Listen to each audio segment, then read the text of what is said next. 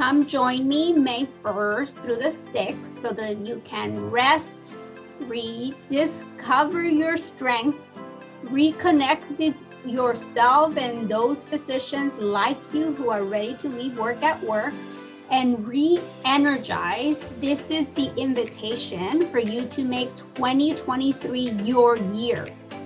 Join me in Costa Rica in this really amazing, non-judgmental, intimate physician community. I am gonna show you how to rest and how to recharge. Let's transform your brain, level it up so that you can start to dream the life that you always wanted this year in 2023. I can't wait to learn all about what kind of year you're going to have after this conference. Take care. Hello. Welcome to Beyond ADHD, a physician's perspective. I am Dr. Diana Mercado-Marmarosh. I'm a family medicine physician practicing in rural Texas. I used to be hindered by my ADHD, but I now see it as a gift that helps me show up as the person I was always meant to be, both in my work and in my personal life. In the past 2 years, I've come to realize that unlearning some of my beliefs and some of my habits were just as important as learning the new set of skills. Well, hello. I am so excited today. I have a dear friend of mine who has also actually been one of my coaches. And I have her here, and I'm so excited that we are going to be talking about energy. We're going to be talking about how sometimes we get so drained and we wonder like why we are so tired. And this is my physician friend. This is Dr. Oxana Ormonova, and I might have mispronounced that, but I like to call her Dr. Oxana. So tell me a little bit about yourself, Dr. Oxana. Well, thank you so much, Diana, for having me here. Such a treat. But anyway, so I was born near Mongolia, and I grew up in Siberia, and I went to medical school in Siberia. And since I was a child, I was very intuitive, and I could see things that people could not perceive, right? And at the same time, I was very, very sensitive. I was sensitive to other people's emotions, other people's problems, what they were going through. And my mom was a physician, and I used to make rounds with her, in the hospital when I was 4 years old. And I always wanted to help people, and I always wanted to heal people. So naturally, I went to medical school. And even when I was in medical school, after my lectures, I will go to local clinic, and I would put I did hands-on healing, where I will put hands on people, and they were getting better. So their pain was going away. They were saying like, "Oh my God, what did you do?" Right? Finally, I'm feeling better. And I would go home, and I would be just, exhausted. I will be just go straight to bed, and I was not realizing back then that I was putting, taking all the energy and absorbing all the emotions, all the pain, and I was taking it on. And then also many years ago in my training, I was doing rheumatology elective. And of course, I was thinking, oh my God, it's going to be so easy. It's not a surgery rotation, right? I can get plenty of sleep. It's going to be like a, almost like a vacation, right? And so after a few days working, and again, it was outpatient clinic in this rheumatology office, I started feeling depressed. I was getting all the aches and pains. My joints were hurting, and I was young. And I said, what the heck? What's going on? And I was talking to my attending, and she said, oh, it's okay. I feel like that all the time. And she said, why don't you start taking, just take small dose of antidepressant. You can just take half a pill of antidepressant. And I thought, oh my God, I'm in the beginning of my medical training. If I start taking antidepressant now, what I'm looking down the road, this is not the solution. And Yeah. so, and throughout my journey, I've been on I tried a lot of different meditations, and I'm always been a seeker of truth and so forth. So, and it's made me realize how much as a physicians we are taking on. And I see you nodding, you're aware of that too.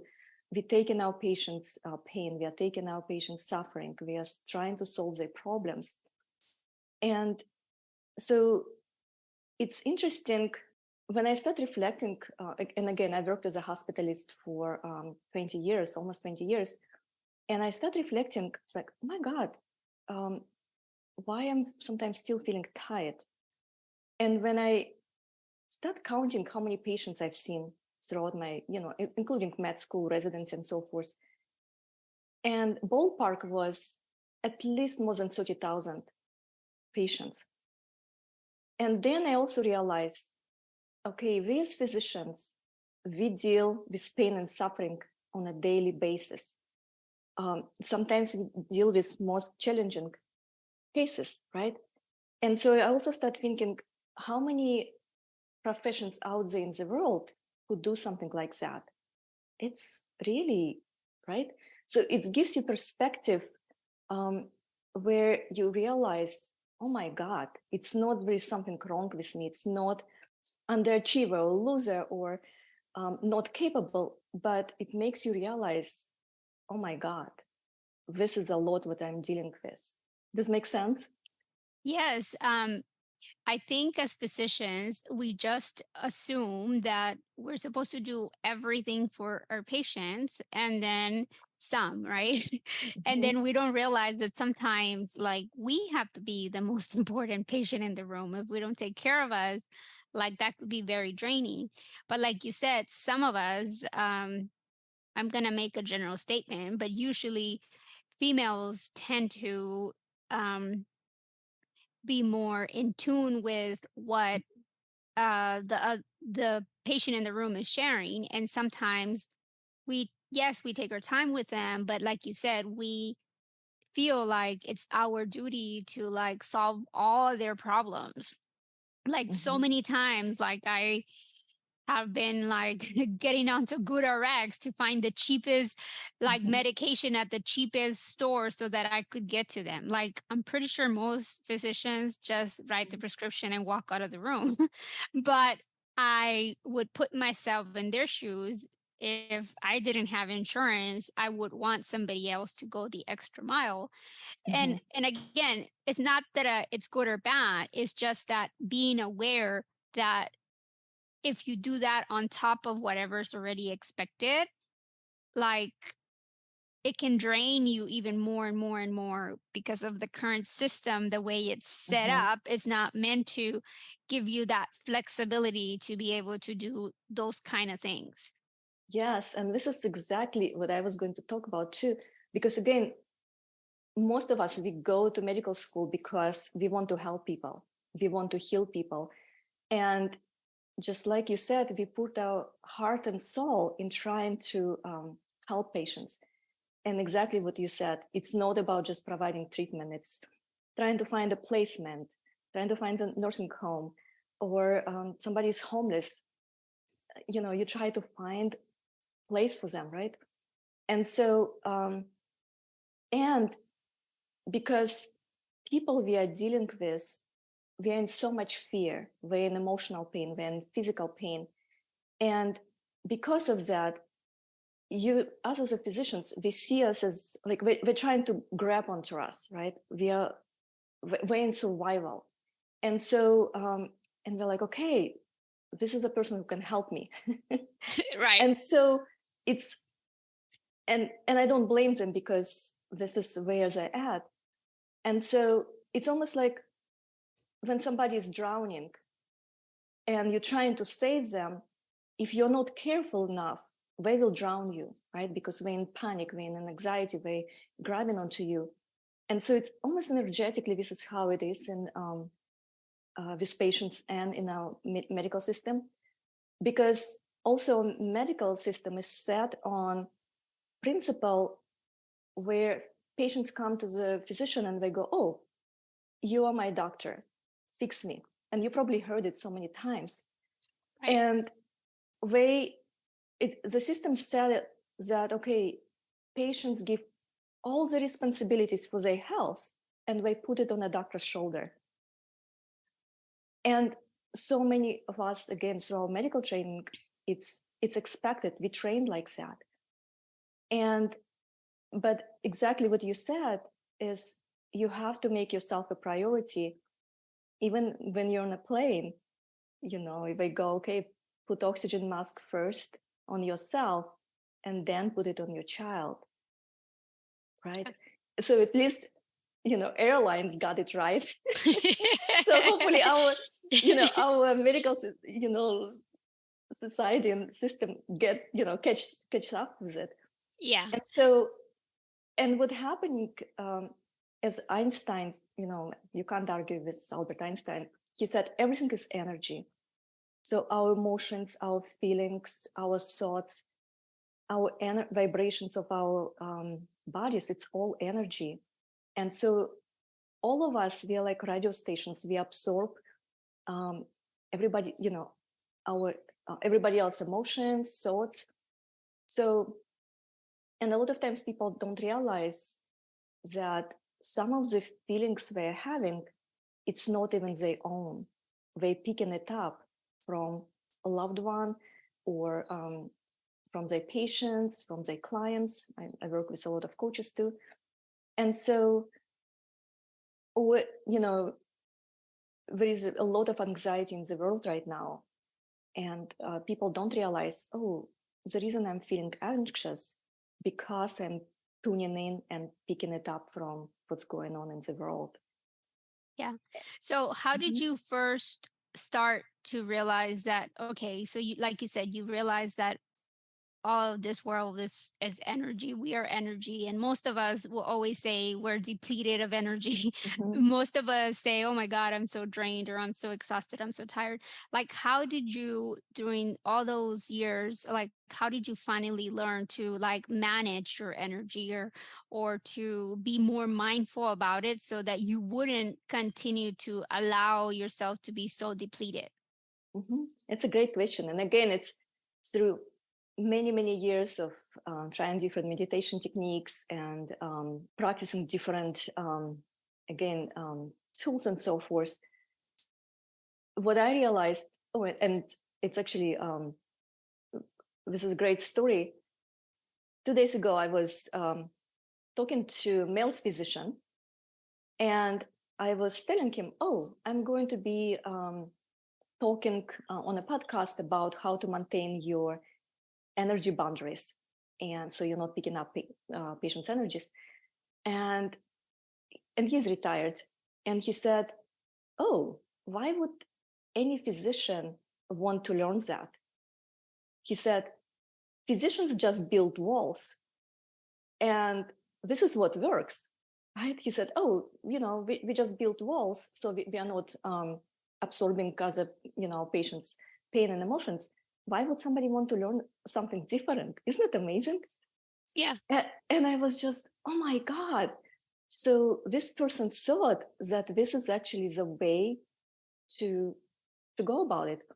And I do notice, again, a lot of us doing that. So I would say I've noticed more male physicians maybe doing that compared to female physicians. But again, it doesn't work in a long term. So let's say if you're running a code and you have to tune out everything around you, let's say, yes, you are in that space for whatever, 30 minutes, 1 hour. But if you don't snap out of it and it keeps, you carry it on for many years, days after days, then it starts affecting your relationship with yourself, right? It's because you're not processing it. So you still were building walls out of resistance, out of, again, trying to protect yourself. So, and then it starts affecting your own relationship with yourself. And that's why, there is so much suicide in physicians, there is so much depression. It affects your relationship with your children, your loved ones. So it's not a solution. Does it make sense? Yeah. Like energy is meant to be, emotions are meant to be like a compass. To understand happiness, we have to understand pain because we need to understand one from the other, right? And yes, like you said, there's periods of time where it is beneficial to kind of turn ourselves off, like in the middle of a code, so that you become quote unquote objective in whatever you're doing and you focus on that. But after the fact, if you don't reflect or even take 2 seconds to realize that you were dealing with life and death situation, that life is fragile, like that if you don't look at like, what if that would have been me on the table, or what if it would have been my family member or my husband or whatever, right? Like if you don't reflect in the humanity of it, like you could miss the opportunity of what you were in front of. And when we don't reflect on it, I mean, even though while you're going through it, it sucks, but if you don't reflect on like being grateful that you're still breathing, that you're still here, right? Then you miss the opportunity to process like what a beautiful gift you could have given to that person if you brought them back and now they had a chance of XYZ for many years to come, right? Or if you didn't bring them back, knowing that you did the best that you could in that moment in time. And so I think in terms of that, I can see why it's a protective mechanism and I can see why it's helpful, but I can also see that if you do that one too many times without the reflection part of it, you can get lost. Yes, and this is what I see in so many of my clients. They say, I feel disconnected, or I have a hard time forming connection with people, and most importantly, having true connection with yourself, so with your own emotions, right? And so, and again, and I think COVID, sorry to interrupt you, I think COVID did a number for all of us. Like it forced us to realize that maybe before we had a community we could tap into and like you felt like, oh, they can help me. But then when everybody was functioning from a place of fear, from a place of like, oh my God, I'm going to bring XYZ to my nanny or to blah, blah, blah, to my elderly neighbor. I'm going to be the one getting them sick. They're going to die. Like you then kept away, right? We were no longer in community. And all of a sudden you were even more drained because you didn't have that extra help that you needed. And therefore you even more depleted with your energy. And again, we were functioning from a place of survival. Like you were just trying to survive. And then, well, and for some people, like that's primary care physicians, but I know some like specialists that were told like, we don't need you, go sit down. They were like in heaven because they're like, woo, I have to get 1/3 of my patients, right? So like, but at the end of the day, I think it was tiring and draining for physicians because while everybody had or were forced to take a stop and reflect, or not reflect, but at least take a stop. Like we were never given that freedom to take a stop, or like unless you quit because you had some comorbidity or you felt like you couldn't handle whatever, or whatever your point was. It's not that you couldn't handle, but you made a personal choice, right? So for the most part, I feel like in the last 3 years, there's been a big cultural, mental, physician mindship awakening, realizing that maybe being drained, I wasn't drained when I was at home. Maybe this is not the norm. Maybe I shouldn't be drained all the time, right? Because it's, again, we're so used to it through medical training. It's like it almost becomes a norm. And I still remember when I was a resident and I would be like, oh my God, I'm on call every 36 hours. And some older physicians would say, oh, why are you complaining? when I was in my medical training, when I was a physician, I was on call every single day. Yeah. So it's was, and this was a standard. So Right. this was, expectation. And it's interesting, what I see with some of my clients who have ADHD, and again, I work with ADHD clients, so I see it on a different, again, on a different level. So I coming from perspective, looking at energy, again, being intuitive, being a spiritual healer. And what I see in a lot of people who have ADHD, they have tremendous amount of creativity. They're super creative. A lot of them have a lot of energy. And so what's happening is, again, especially, when we're kids, right? Our school system is trying to put everybody in a box. It's like a cookie cutter, right? System. And so a lot of those kids, they don't fit in because it's, they have maybe more creativity that other kids have in the class. And so, and then they get labeled, you're too much, or, get quiet, or don't talk, right? And so, and another thing is, again, a lot of them I see they're very, very capable, but because through their life, again, even since they were kids, they maybe were invalidated, they were criticized. So it's, it starts affecting them in the long run. And sometimes I think about little Mozart, when he was a child, and everything, and he was super creative. So I think if he was, in present time, and he was in school, he would be labeled ADHD, right? So because people would not know how to handle him and handle his creativity. So, and another thing I noticed, because ADHD people, a lot of them have a lot of creativity. So people around them, they recognize in some ways how capable the person is, and they go like, oh, why don't you do this? You have so much energy. Or why don't you do that? And then sometimes you're taking it on, and you end up with, your plate is full. So, and you can't catch up with all those things on your plate. And then those people who gave you all those tasks start criticizing you. They're like, oh, you're bad at time management, or why you didn't finish that. So, and like you said, learning, like what you're learning, is how to maintain boundaries, right? Or how to set boundaries. And which is so important.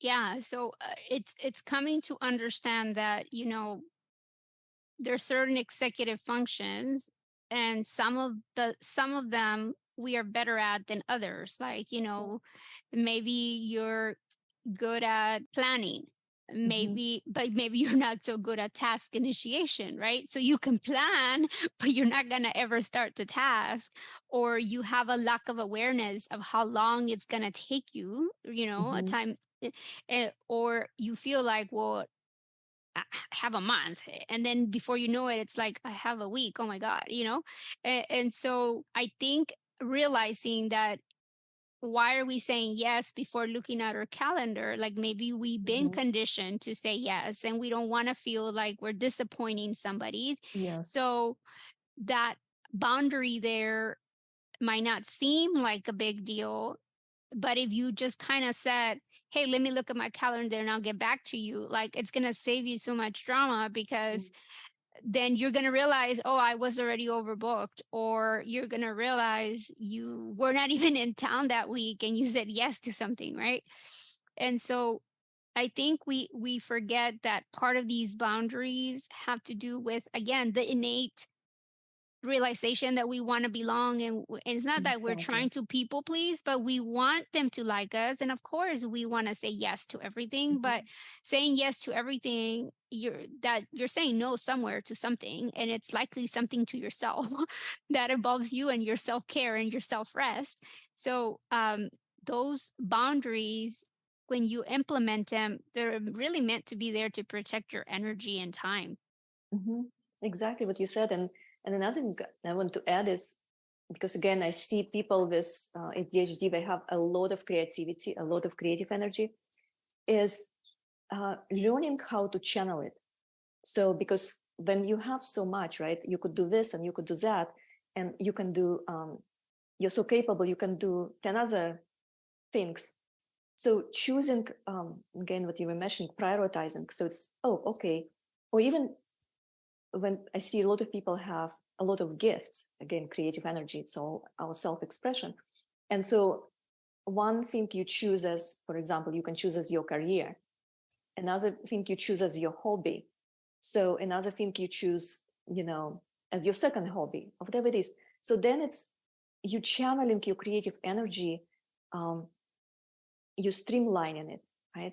So then it creates less that it's like, oh my God, I don't know what I want to do. And then sometimes you maybe people don't accomplish what they want to do. So, but again, I just want to validate those people who have ADHD who are listening to this podcast.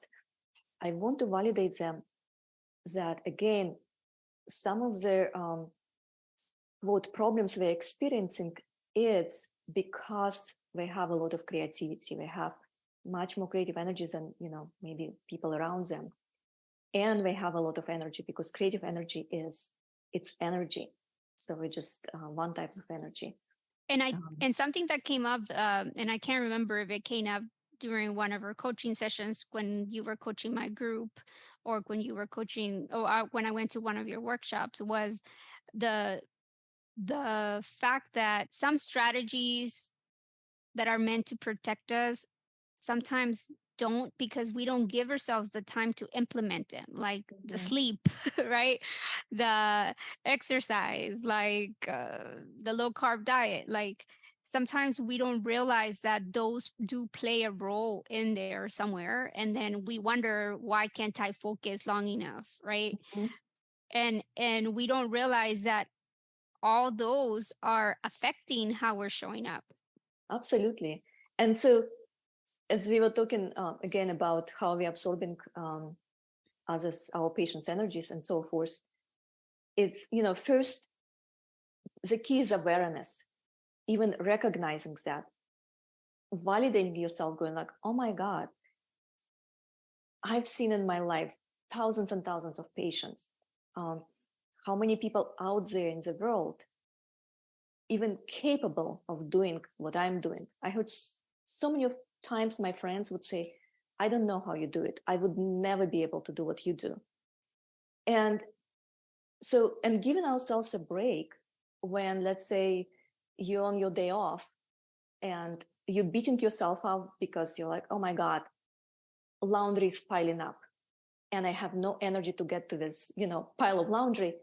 So give yourself a break. Don't beat yourself up, and realize, okay, I am going through a lot. What I am dealing with is a lot. And so then you instead of invalidating yourself, you start validating yourself. You start recognizing your power. You start recognizing your capabilities. And another thing what I teach people might be helpful is when you start feeling, for example, sad or depressed, or you're feeling anxious, you can ask yourself, wait a minute, what I'm experiencing right now, are those my feelings, or I am picking it up from somebody else? Because majority of people on the planet, they are not aware that we're constantly picking up other people's emotions and thoughts, and including with thoughts. If you're thinking something, and your life is doing okay, and all of a sudden you start, having some weird thoughts, you can ask yourself, okay, are those my thoughts, or I'm picking it up from somebody else? So, Yeah. and then you can ask, like, just such simple thing, you can ask your awareness and say, okay, my awareness, I want to be aware of my own feelings. Please, let's shift to my own feelings. So, and again, everything starts with awareness. Yeah, yeah, everything does start with awareness because Mhm. again, if we just assume that what I'm feeling or experiencing is because of something I did directly, Mhm. like we might miss that, we can control our thoughts and feelings sometimes when we're aware, but if we're not aware, we feel like we're giving away all our energy to other people, right? And we all have had those difficult patients sometimes where you just feel like exhausted and drained, like they wanted 20,000 things, then you're like, oh my god. And they're like energy vampires. It's like, Mhm. give me back my energy, take back your monkey. Like, I don't I don't want to keep your monkey. um but I think having tips and strategies to protect and refuel our energy would probably like be something that you guys can start to implement today. And it could be very well be something like um being mindful before you walk in the room, like making sure Mhm. that you're fully present, and making sure that after so many patients you're taking a break, or you're for 5 minutes of meditation, or just a water break, or just going outside, like something that is not like patient related. That I mean, just throughout the day, sometimes we charge our phones because it's dying. Like, why Exactly. wouldn't we recharge ourselves, right? Yes, it's so important what you said. I love the analogy you said. We charge our phones. I was like, oh my god, this is such a great analogy.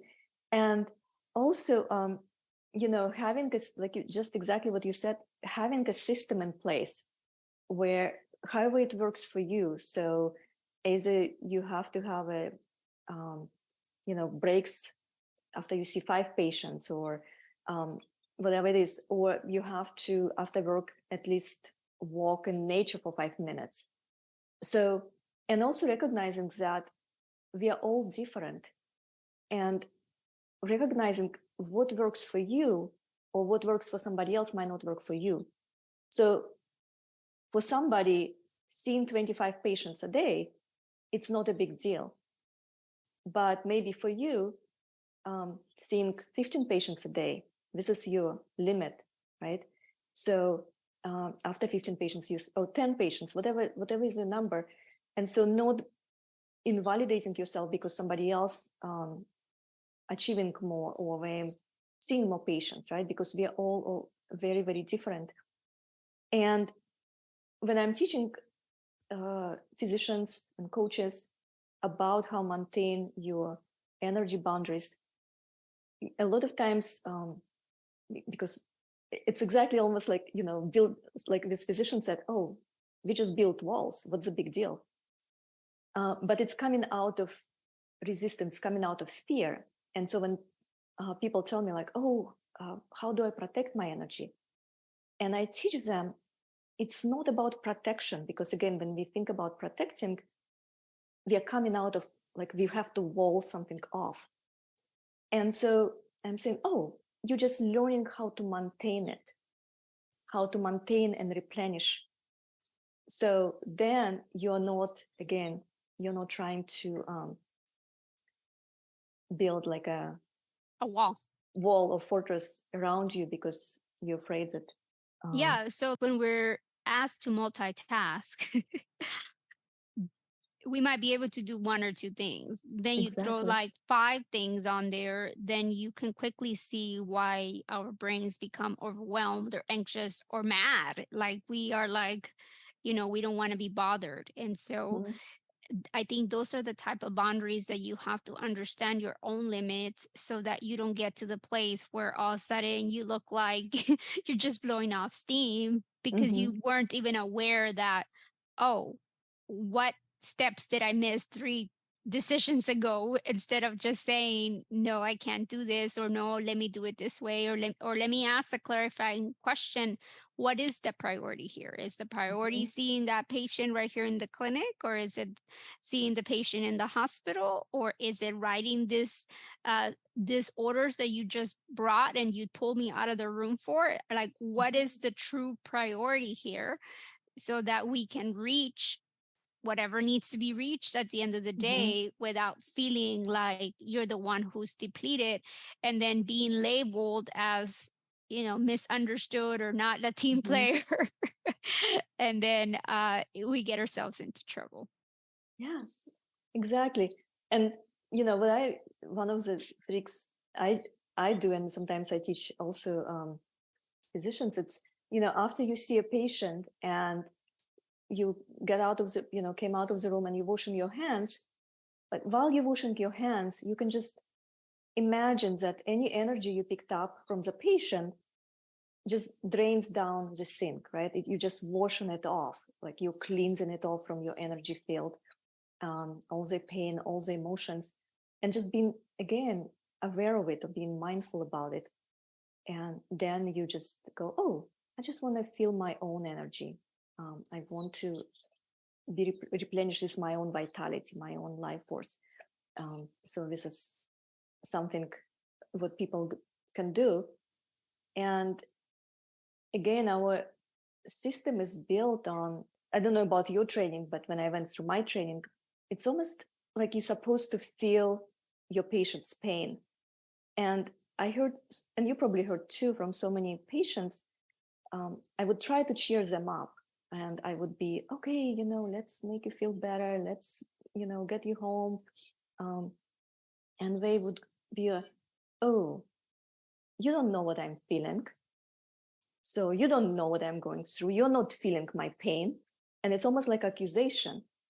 And so, and sometimes again, this is how we trained, or we have to do that. But it doesn't help our patient, it doesn't help us. And this would, again, what I teach physicians, it's what's the difference between being in sympathy to somebody, being in sympathy to your patient, versus being in a state of compassion, which is very, very different. So yes, Yeah. would be another great reminder. Yeah, those are amazing tools and tips there. Okay, so if people want to reach out to you, where can they find you? Do you have an email to share, or should they just reach to me, or where can you have a website you can share with us? Yes, they can find me on my website, and it's divinewellnessmd.com. I'm also on Instagram, the same name, divinewellnessmd.com. They can email me, and my email is Oxana at divinewellnessmd.com. And Awesome. I'm also on LinkedIn. So yes, would love to connect. And I love your podcast, and I love how you're helping physicians with ADHD. And yes, you're a trailblazer. Thank you. Now, if my physicians just started paying attention, because we have wandering attention, what is one takeaway point you want them to have? Well, is again to recognize how capable they are, to recognize that part of the label, the society labels them as ADHD, is because they have a lot of creative energy. They have a lot of energy. And learning how to channel it in the right direction and use it to their advantage, instead it rather becomes like a distraction, right? So this would be takeaway besides what we already talked about. Awesome. And, So, what do you hope to do for fun in the next 3 years? oh, well, I enjoy teaching. I enjoy teaching physicians and coaches, and doing my one-on-one coaching. So, and yes, building the practice, serving people, and it's my passion again. Any travel plans? Oh, always. I love to travel. So, and I love to travel to foreign countries.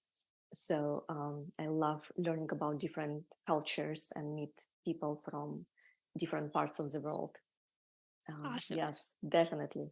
So, All right. Well, thank you so much for your time and for your amazing advice. And there you have it. You guys have to start implementing some of those energy boundaries. It could be as simple as remembering to allow all the energy that is not yours to be back to its source, and you keep yours. And being willing to ask yourself, what is draining me, what can I let go of, and what is refueling me, what can I do more of? Because the things that are fueling you probably have really good dopamine for you, and you should do more of those so that you can show up better in the world.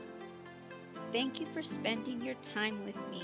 I really believe that time is your most valuable asset. Please subscribe to the podcast, share with your colleagues, and don't forget to check out my website at adhd-lifecoach.com, where you can find out about my upcoming coaching group classes, as well as free master classes and other exciting events that are happening.